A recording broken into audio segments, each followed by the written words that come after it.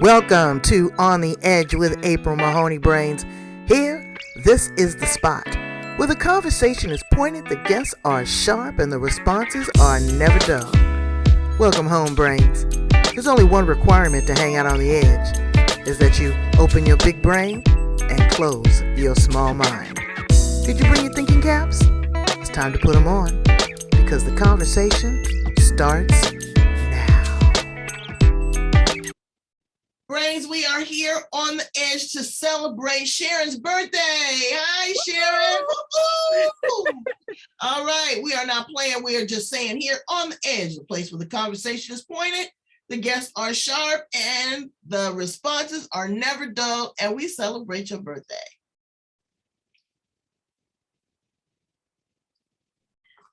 We're going to talk about some fun stuff, okay? This is not what you think it's going to be. All right, you ready? Ready, set, go. Happy birthday!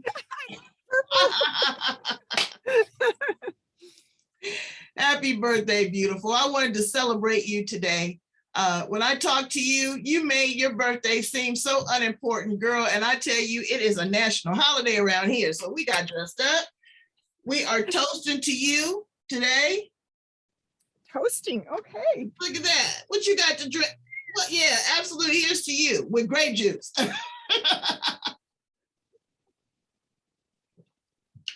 Wow. Someone to surprise you, make you feel extra special. The show's going to be all about Sharon. We're going to start with your humble beginnings, your midlife crisis, and where you are now as a queen of everything brain. Everything from soup to nuts. So let's begin at the beginning. Well, I was born the third of 5 kids that my folks had. My mom was middle of 5, my dad was middle of 5, and I'm the middle of 5. How's that feel in the pecking order? Well, what middle of 5 starts with becoming kind of invisible, but it was kind of, I was a lifelong learner, from a very young age. So that made me different than everybody else in my family. And thank goodness, I guess. but also middle kids get to be invisible because, either they're, the older ones are getting the attention or the younger ones are getting the attention. And I just made good grades. So I wasn't rocking the boat. But see, you can slide in and out of the radar. You got to learn you middle kids got to learn how to maneuver that. You can contact me and share. Look, baby, it is your birthday, okay? It is your birthday, and we will celebrate you today. Oh, I'm so happy you have a hat. That's cute. Wear your hat. That's cute. It's your birthday. Getting with the groove here, April. Cool. All right. So we're going to talk all things Sharon. Okay, so after you get from this middle child syndrome, where do you go from there? Well, like I say, I was a lifelong learner. So my first job, I did work a year before I went to college because, I had to put myself through college. And I just kept, doing that normal thing, get good grades, go to college, have a career. Yada, yada. But you didn't do that. Well, everybody's got a different journey. They've got a different path. I believe they've had a previous life experience, and this is completion. Is something that you need to learn. I mean, look at you. God has been good to you. 70 is what my Bible say. Anything beyond that is grace. My mother lived to be 91. So you look fabulous. You're still of mind, spirit, body, vibration. Honey, I say get on one of these dating sites. No. What do you think about that? Pardon? What do you think about that as a woman of a particular age and these dating sites? Well, I I looked at the silver singles here about 2.5 years ago. And the first person I met, in fact, he wished me a happy birthday this morning, is a guy from Michigan. And he had a near-death experience. And I love near-death experiences. So that attracted me. And there was I always look for people they look loved. And they volunteering is a very positive thing, because that tells me a little bit about their spirit. And he had a fantastic personality, but well, how did he look, girl? Now he got to be eye candy. Was he eye candy? All right now. Yeah, he had a real charismatic kind of personality too. However, his near-death experience left him with a short-term memory loss. And so our conversations kind of kept being the same thing. He would not recognize my voice, but he couldn't remember what we talked about. And he had a technique of how to handle that. But since we're so far apart, where we live, that, I told him I was still praying for him, because I think miracles can happen. And he said, oh, that's what's been doing such a good job. Well, you know what? What's the most important thing is that he's not forgetting you. Short-term memory or not, he's not forgetting you. So you have left an imprint in his heart. And how have you left an imprint on the world? Tell us about the work that you do. Well, I have been writing a book, and I just dropped everything on the floor. So, here's my book, Fresh Courage in Retirement. Oh, wait. Okay, let's see. Fresh Courage in Retirement. Explore the possibilities. Absolutely. Exploring the possibilities is my way of helping people get curious again, because we kind of get lulled into monotony in life, and especially perhaps in retirement, and kind of think maybe, we're over the hill. I'm not over the hill. What? You are at the top of the hill. Are you kidding me? You are at the top, because they don't understand. There's a rite of passage with each generation of a woman. You evolve. When was your best season? When did you think you was just, hotter than fish grease? I never thought of myself that way until now. I have been feeding myself some good vitamins in the mirror each morning. Well, sort of. Some mornings Sharon, you are so incredibly gorgeous. And loving myself. What a difference. People can see that when you love yourself. And I can't tell you how good it is. It is. It's so good. But it's a certain arrogance, I'll tell you, that comes with that. You've got to have a certain gravitas to love yourself. Brains. That means you got to level up. Yeah, to me, it's not a strutting. It's more of a calm confidence, knowing who you are and that you offer quality, that I'm worth somebody to, be coming alongside a potential partner. And I've been talking to quite a few gentlemen on the, internet lately, and they try to fluff it, and beautiful, and Girl, wait a minute. Let me tell you about my friend. I got a friend. Her name is Carol Ziegler. Wait a minute, I gotta fix my screen. Brains, hold on, I done got a kerfuffle. I got so excited about this conversation here. There you go. I have a friend. Her name is Carol Ziegler. She got catfished out of $250,000 in about 90 days. I said, what kind of Spengali was he? He put it on her. She was writing checks for the passports, for the rental of equipment. My mama's sick. That's your mama. It was ridiculous. I said, how did he do that? And there was a certain shame. So you be careful. You go in there, you run their credit report, you Google them, make sure they're who they say they are. That imposter syndrome is infamous. And as delicate as you could be. I just hate for you to have to swoop down on somebody for misappropriating themselves. Tell us about your career.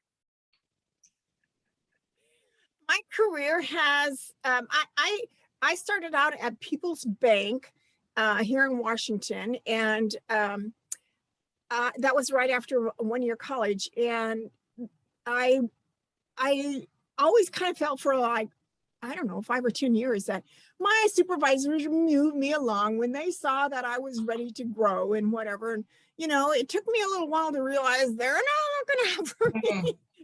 I need to show them that I'm moving along, and they need to, you know, give me something better. But the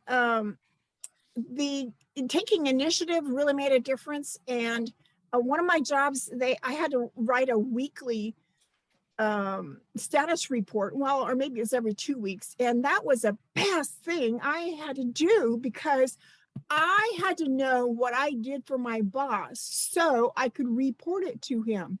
Powerful stuff, because if I'm aware of my contribution, what a delight it is to say, you need to wake up and you know, acknowledge Smell the coffee, buddy. my contribution. Yep. So have you seen women evolve? I mean, you are, how old are you today, Precious? 74. Scrumptious. I tell you can stop you up with a biscuit. Here's to you. Here's the 74. You can only hope, you know. Yeah, the last, well, I guess my life really changed in May when I started going to a short little class that was so powerful, Pitch Like a Pro. And she would ask everybody, what are you known for? Well, since I was known for a podcast and a book now about courage, I decided to tell her I was the Queen of Courage. And wow, you know, to claim that, claim it, girl, claim and it. not feel like an imposter was powerful. Right. And so you have to show up that way, and that takes work. That takes work. So now you are a woman of 74 years. What do you want your legacy to be? My legacy, and when I think about, one of the affirmations I do before I get out of bed is, why am I surrounded by so much love? And the love I want to come from boomers who have actually been woke up, and I have helped them discover their heaven on earth. I'm like a lifesaver for discovering your heaven on earth. I want boomers to, April, I've always had a hot button since a teenager. I bet you have. For potential. I have always kind of found it mysterious about my potential and the potential of others. And as a result of that, I would often look at people and wonder, what's the nugget of gold inside them? And I'm still doing that. And I want to do that, especially for boomers, because 30% of them actually struggle with finding a new purpose once they no longer have their business card, their job. You take up crocheting again. You know, that's very popular. Even guys are doing it. You know what? But settle into it. People don't know how to turn it off. It's like when you go on vacation. You know, you have to decompress. If you're caught in traffic, it's all right. You're on vacation.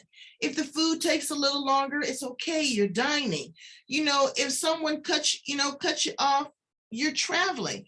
Just go with the flow. Take it down. You know, everybody always wants to be so amped up, and it's exhausting. The amazing thing, April, when we start chewing and listening to the silence, there's an interesting thing that happens, in that there's a little voice inside of us that starts talking when we're ready to listen. And how can you do that when all these things are, you know, in your ear? I know. So what are you doing right now? You know, you're promoting the book. Are you doing some online courses? Do you have a Facebook group? How are you showing up in the world? Oh, all that, yeah. I've been making 90 Instagram posts that are about 2 minutes or plus on as the Queen of Courage on a 5-day Is it like week. Instagram that works for you? Well, I'm still kind of new at it, but I sticking my neck out there, and I've got 100 followers, I think. You know what you would be cute as? A TikToker. No, I'll tell you, it's a market. Well, offline, I'll tell you, honey, how to work that. That Instagram, it's okay, but yeah, you can get everybody with the TikTok because you got that Especially look with a like, hat, huh? baby. I told you the hat it makes the statement. See, people don't know how to network either. When you go to a networking event, I survey the room. I go in, I go from the buffet to the bathroom. I want to see who's in the room. I'll collect the business card and I always put one or two recommendations on the back of the level of importance I want to follow up. But follow up. They don't do that. Women don't ask for what they're worth. And you've seen this 74 years. I know that you've worked at least 50 of those years. You've seen how we've been devalued. But a lot of that is because you have not taken your seat on the throne, has she, Queen? Well, I am kind of mildly surprised at the birthday greetings I've gotten today. Several of them I have friended, but we haven't really talked yet. One gal was in another class with me, and I think she lives over here in Idaho. And I actually told her I look forward to the day that we can actually, meet face to face. And it's a great relationship, but remember, these people are virtual. Just be careful. If they ever ask you for money, you block them. Don't even unfriend them. Don't even like them. Nothing. I did gift one fella because he seems so believable, and we had been talking. So I've been sending him cash out for a receipt for payback. Well, you know what? And if you don't get it back, let it be a bought lesson. Because some lessons in life you have to pay for, Sharon. Let's keep it 100. You're gonna pay one way or another, but don't do it again. That's what I'm saying. Yeah. Okay, that's fine. He better be getting some money. You're a queen, honey. He better be getting some money in your account. Yeah, I have been since I wrote my book, I've kind of been sensing, well, what's next? And it seems like the impression I'm getting is love is next. Okay. But I want to be pursued and not just fluff. I know. I'll fall in love with you in 24 hours. Yeah, no. Really. And then, cuddling. Do you want to cuddle with this person? That's important. No matter what the situation is, you're going to build a life with them. My friends got married during COVID. They would sneak to each other's room. Yep. And they allowed them to get married. And they were in their 80s. So yeah, please. It's not over. It's over. I do have a wedding dress. Ooh, you know what? I gave you, speaking of clothing, look, I put you some legs right here. Could you imagine that? With that sweater, girl, I have dressed you up today. I'm so happy to be celebrating you on your birthday. Talk about your sisters. You got a couple sisters, right? Yes, one sister, she was the oldest, and she was actually the victim in our family. She did have a baby by my dad, and that was one reason I wanted to feel invisible, because I didn't want that kind of attention. But she died at about 54 in a car accident. So the oldest one now was gone, and then the next one was my brother, and at 60 he died of an accident also. Him and I were kind of like twins in that we went through grade school and high school pretty much together, because he flunked a grade and I skipped a grade. But he was kind of my best bud growing up, and so now that he passed on, I'm the oldest of three. So I have two sisters, and the youngest one is my best bud, and she sent me the sweater I got today in the mail. Oh my goodness. Well, she did. She knew exactly what you needed. I'm hoping you're having a beautiful day and celebrating you. Those big old dimples. Yeah. So I'm going to be looking for a nice suitor for you.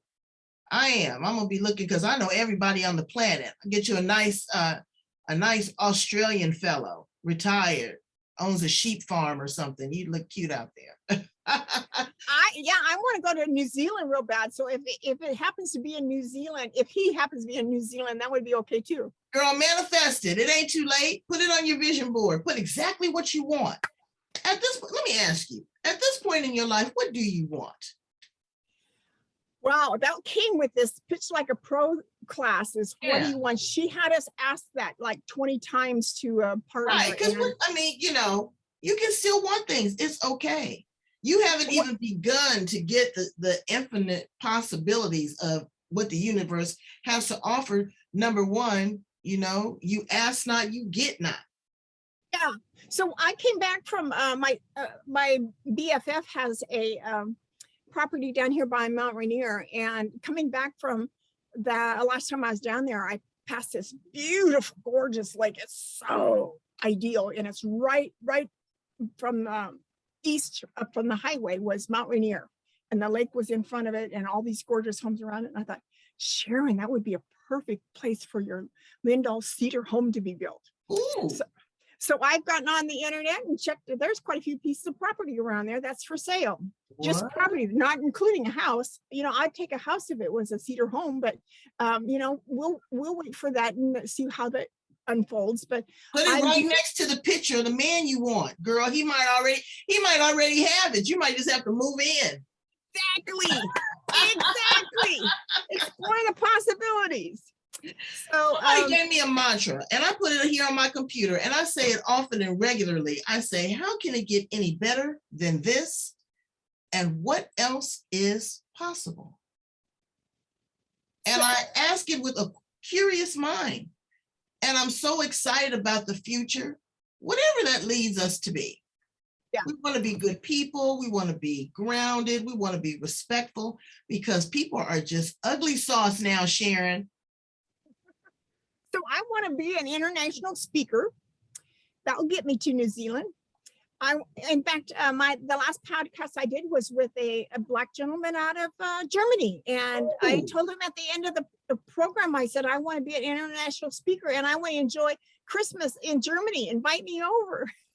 Exactly. Well, I'm wishing you all the best. So how do we get a copy of the book, and how do we get in contact with you?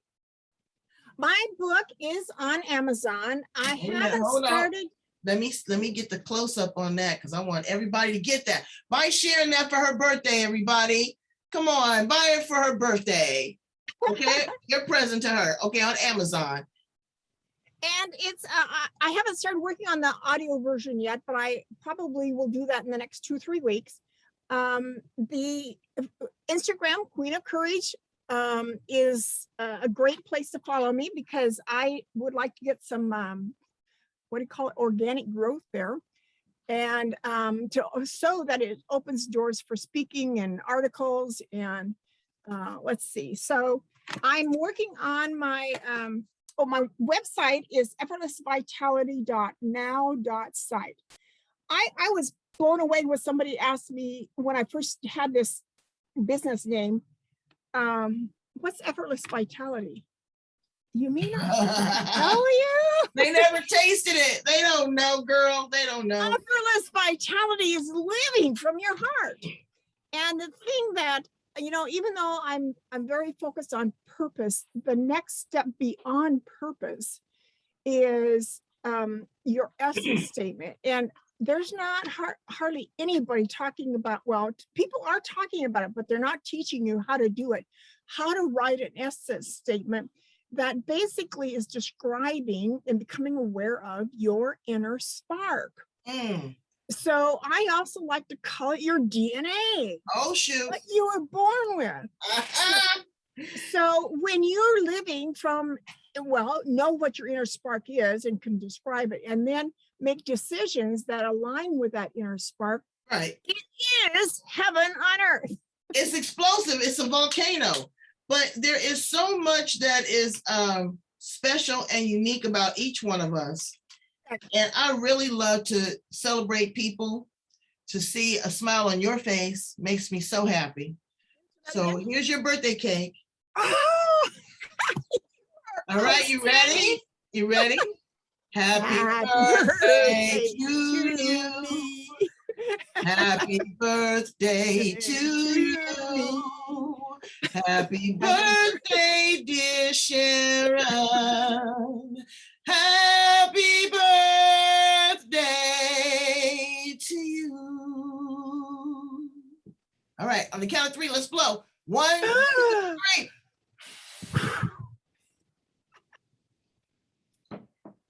Okay, April, passion like yours has the ability to light a spark in all of us. Oh, Isn't that the truth?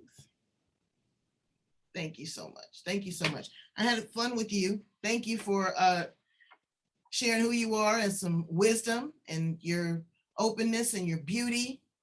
And again, we're going to get you what you want. We're going to work on that vision board. Brains, go back and catch other edgy conversations and birthday parties. We do graduations and bar mitzvahs. We do the whole thing. Absolutely. So it's really good to talk to you and keep us informed. Brains, I told you go out and get a copy of her book now, you know, for her birthday. That's cute. And we're going to keep informed. Well, and the book walks you through baby steps. There's all kinds of action to take in there about finding your own purpose on your own. Do it yourself. But you might want some help, do it with you, and I'm available for that.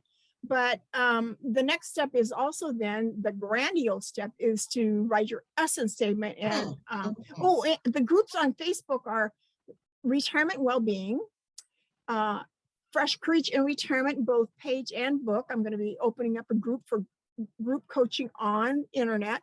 And of course, Effortless Vitality is my business page there. You're doing a whole lot of stuff, okay? She's busy in the right way. All right, Brains, go subscribe, like, love, share the information, celebrate. Any day, every day can be your birthday if you wanted to. Bye, Sharon.